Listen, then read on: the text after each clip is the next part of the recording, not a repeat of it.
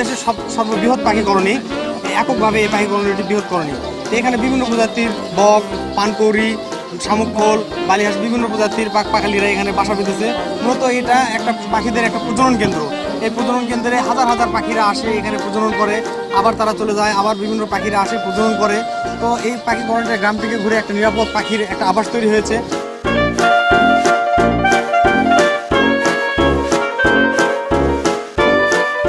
প্রত্যন্ত একটি গ্রাম, তাই এখানে যে পাখিরা এসে বসবাস করে, এই পাখিকে সংরক্ষণ করার জন্য এখানকার যে যুব সমাজ, এখানকার গ্রামের যে মানুষ যেভাবে উদ্যোগ নিয়েছে, তাদেরকে সন্তানের মতো এই জায়গাটাতে তারা লালন পালন করছে। এই কারণেই পাখিরা এসে এখানে তাদের বসবাসের একটা জায়গা করে নিয়েছে।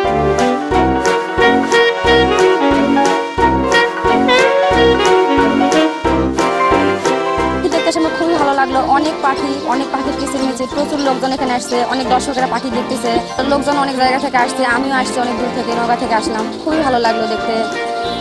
তো সবাই এখানে প্রতি বছর আসুন, দেখুন, খুবই আনন্দ করুন।